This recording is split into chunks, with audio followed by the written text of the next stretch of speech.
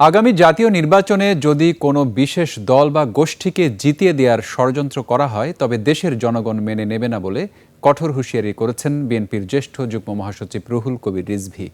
আর দলের স্থায়ী কমিটির সদস্য গয়েশ্বর চন্দ্র রায় বলেছেন, একটি চক্র চাইছে ফেব্রুয়ারিতে যাতে নির্বাচন না হয়।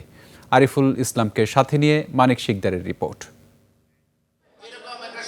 ওয়ালটন এখন দেশের সীমানা পেরিয়ে পৌঁছে গিয়েছে 50টিরও বেশি দেশে।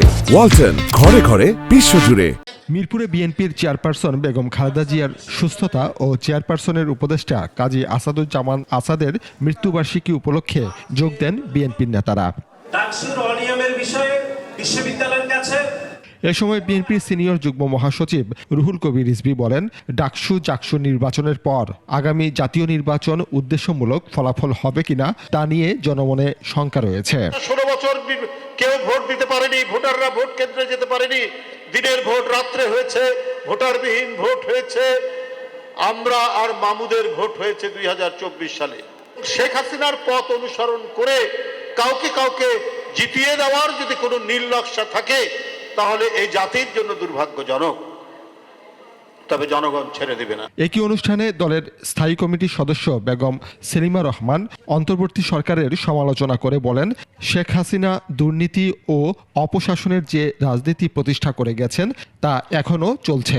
আজকে বিভিন্নভাবে বিভিন্ন কৌশলের মধ্যে বিভিন্ন মিথ্যা পরিচালনার মাধ্যমে আজকে বিএনপিকে হেয় করার চেষ্টা করা হচ্ছে।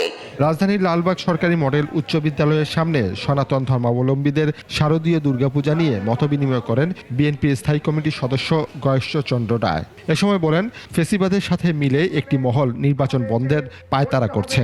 কোনো কারণে যদি নির্বাচন না হয় তাহলে ফেসিবাদ লাভবান হবে।